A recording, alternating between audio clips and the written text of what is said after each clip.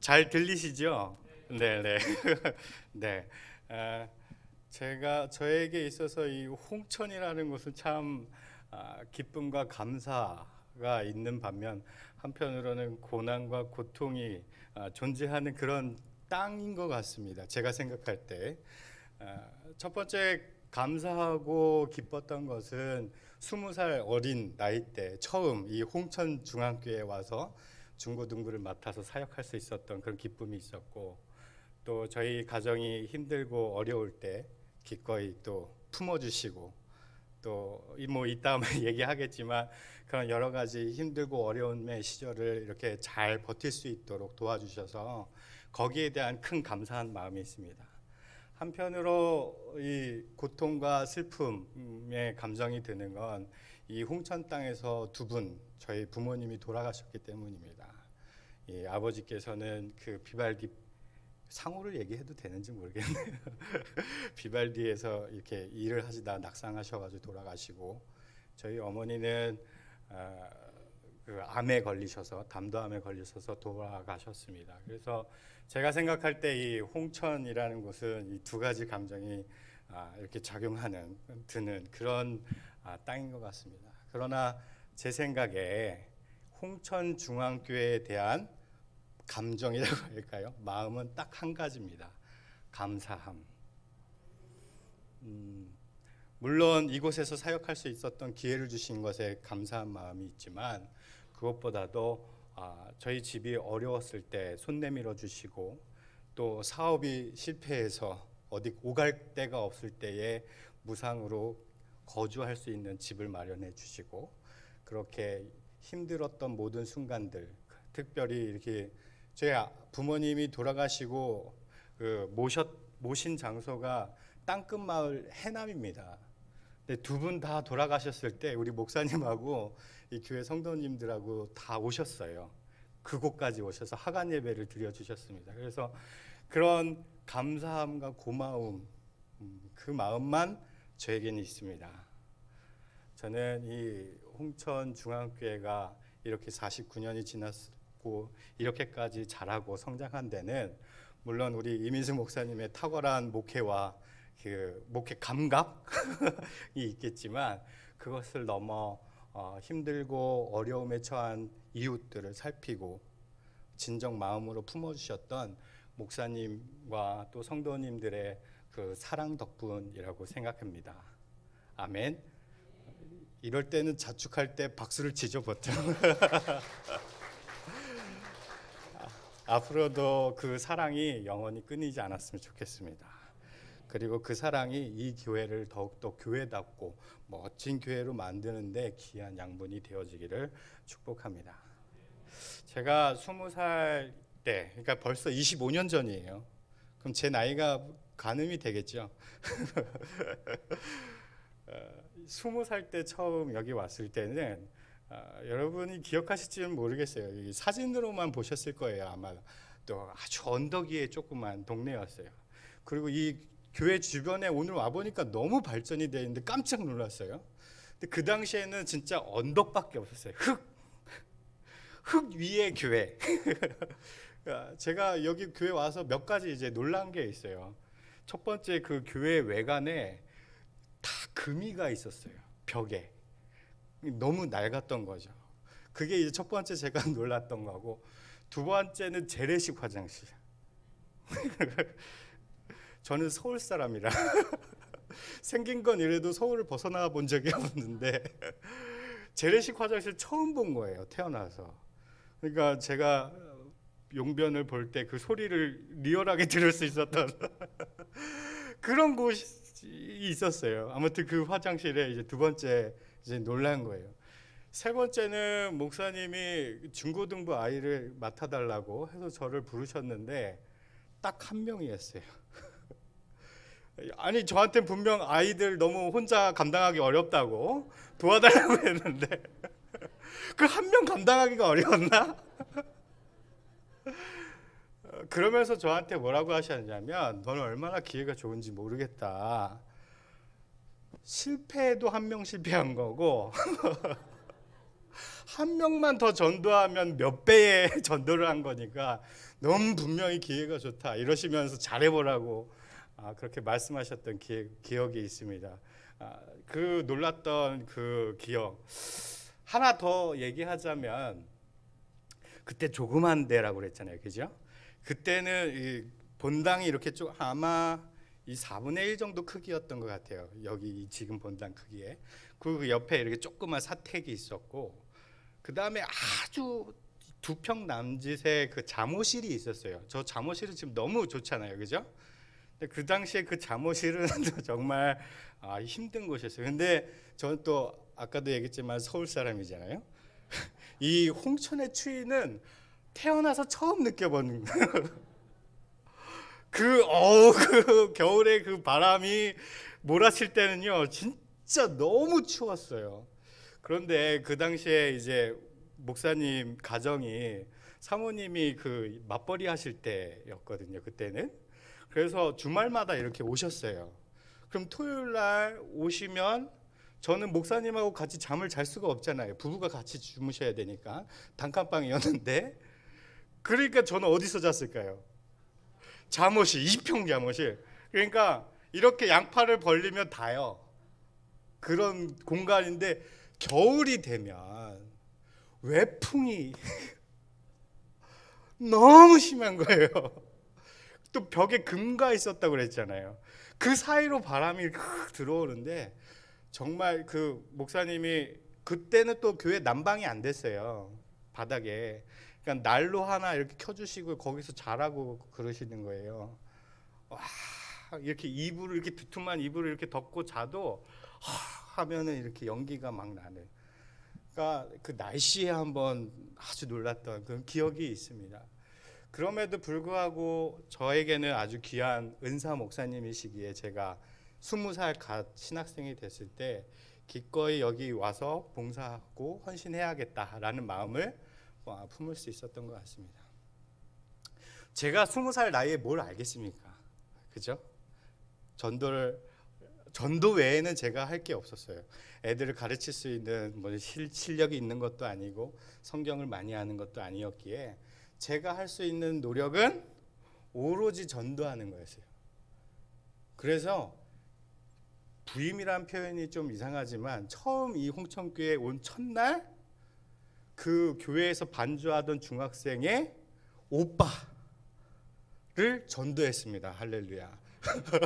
오자마자 저는 100% 전도를 한 사람이에요.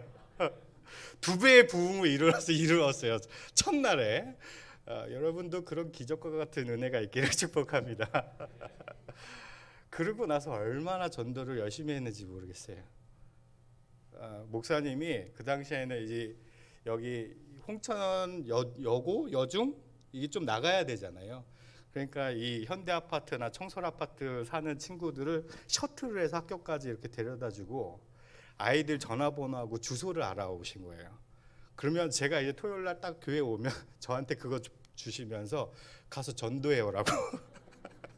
지금도 그렇게 전도하시나요? 목사님이 명령하시나요? 쪽지 적어가지고 이 사람 데려오라고. 근데 그 당시에 그러셨어요. 그러면 제가 전화해서 방문하겠습니다. 해서 직접 그 주소로 찾아가서 그 부모님들을 설득해서 이 아이를 우리 교회로 데려가도록 하겠습니다. 그렇게 해서 전도를 했어요. 그리고 아이들이 모이기 시작하니까 학교 운동장 가서 같이 축구하고 농구하고 일부러 져주고 여기서 중요한 건 져줘야 되는 거예요.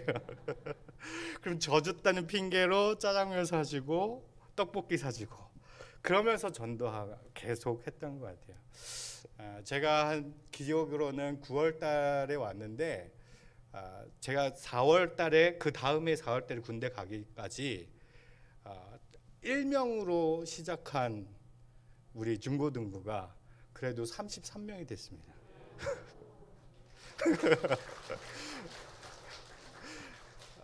거의 뭐 예배 드리면 반 정도는 우리 중고등부 아이들로 이렇게 구성될 정도로 정말 열심히 했던 것 같아요.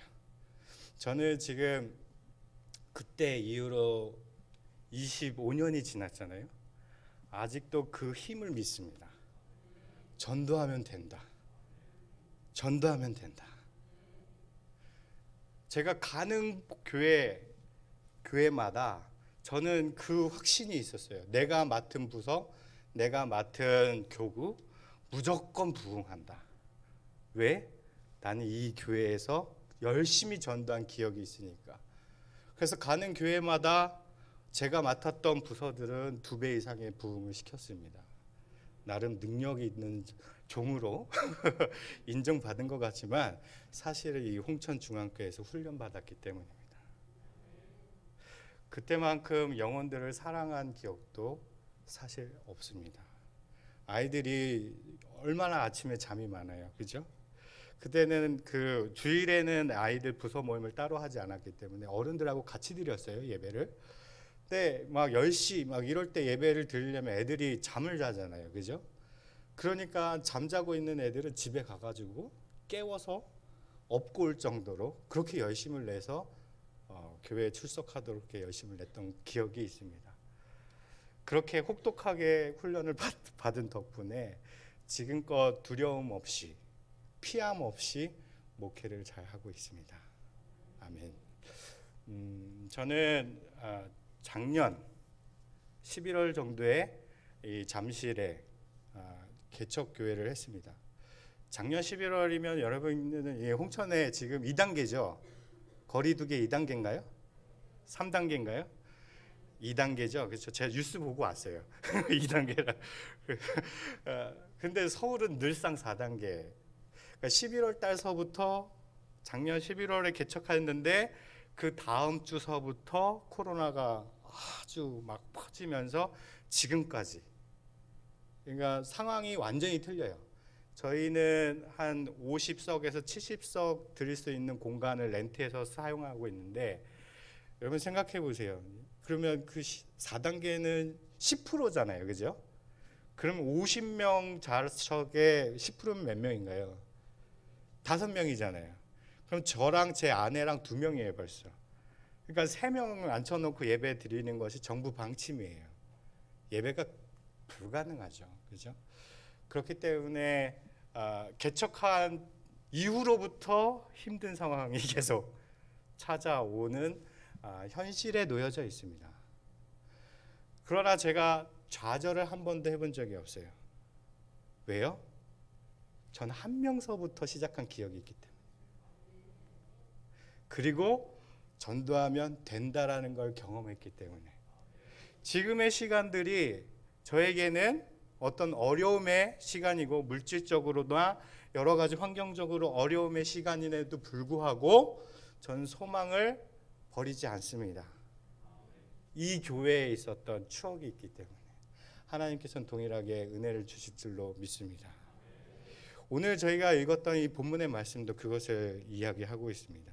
우리 다시 한번 본문 말씀 우리가 목소리 크게 해서 한번 읽어볼까요? 시작.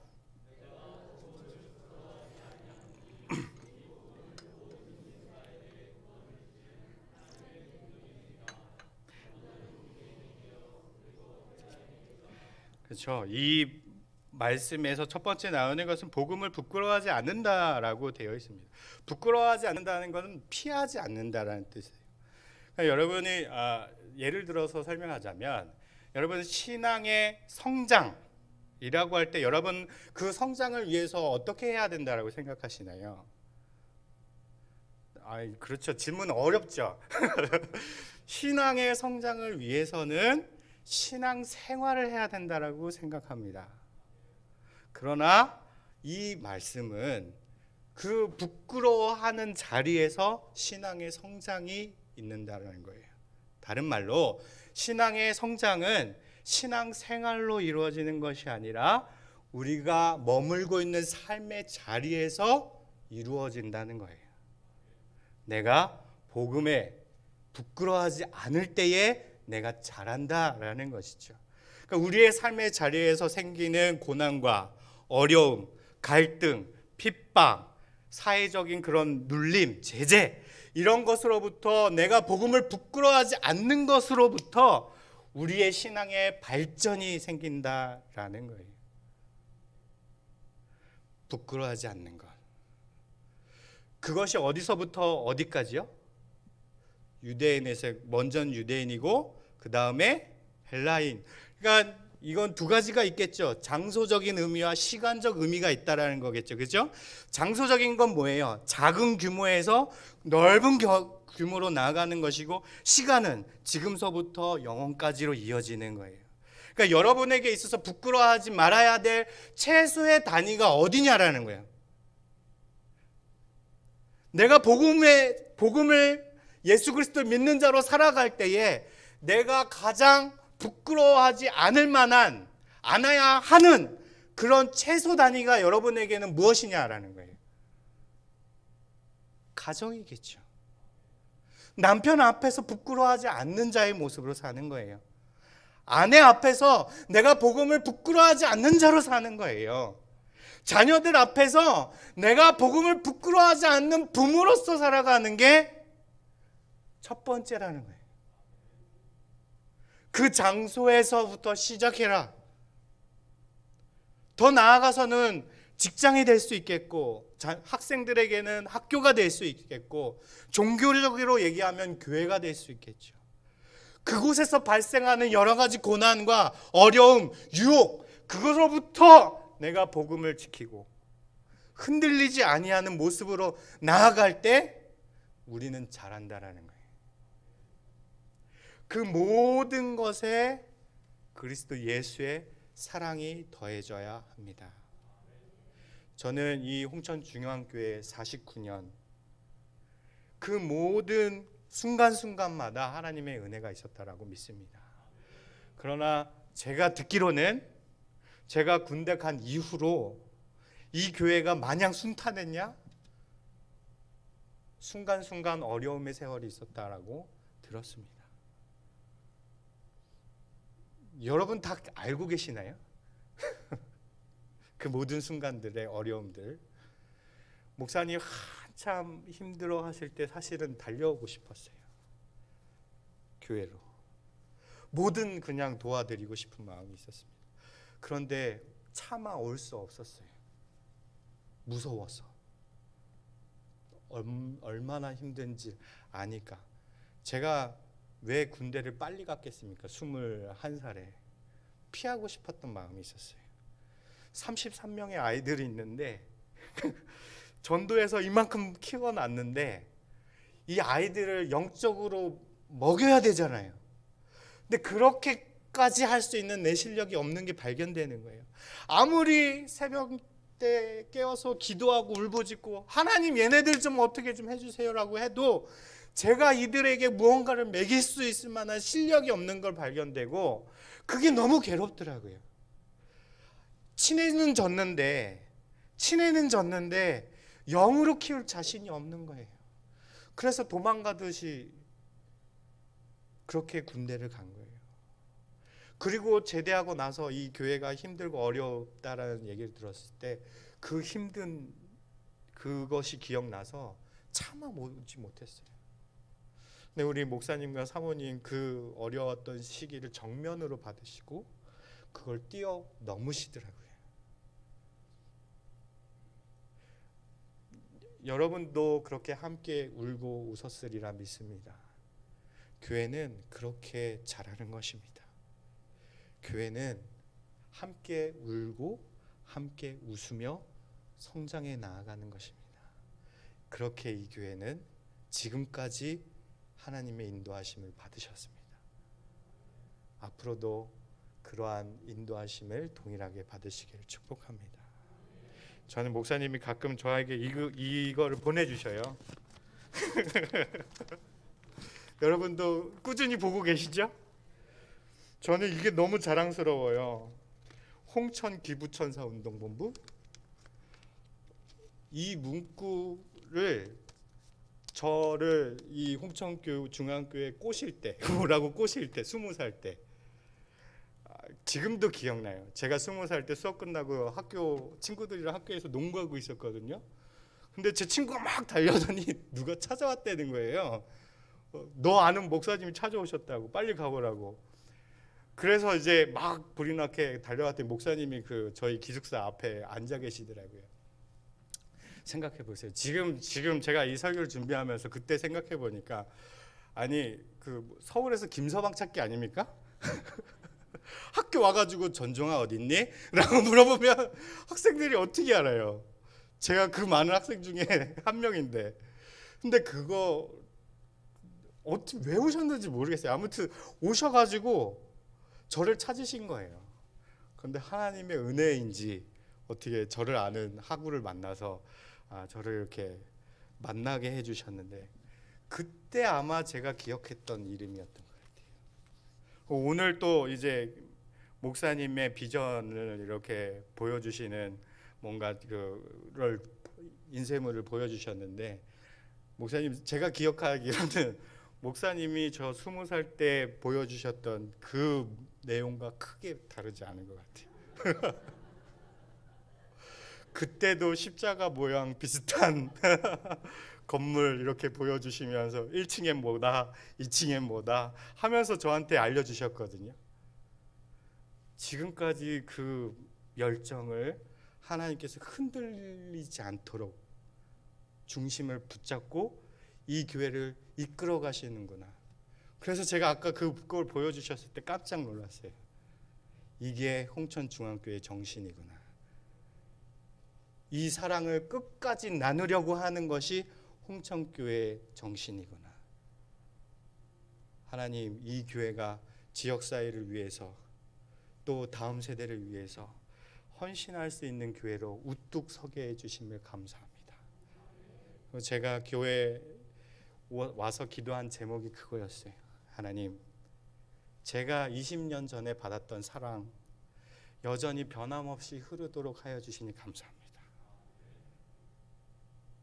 그 사랑이 이 지역뿐만이 아니라 한국교회 전체를 품을 수 있는 사랑으로 그 지경이 넓어지시기를 축복합니다. 복음을 부끄러워하지 마십시오. 자랑스러워하십시오. 큰 금액이 아니더라도 여기에 올라가는 것이 주님 오실 그날까지 이어질 수 있는 믿음과 용기와 하나님의 채워주심이 있기를 소망하시고 자랑스러워하시기를 축복합니다. 하나님께서도 하늘에서 보시고 그 사랑을 전하는 여러분의 모습을 보시고 참으로 기뻐하실 것입니다. 저는 마지막으로 이 홍천중앙교회가 홍천사랑교회로 이름을 바꾸는 게 어떨까? 농담입니다. 이때는 크게 웃으셔도 되는데 그만큼 이 교회의 사랑이 아직도 넘쳐나는 것이 얼마나 감사드리는지 모르겠습니다.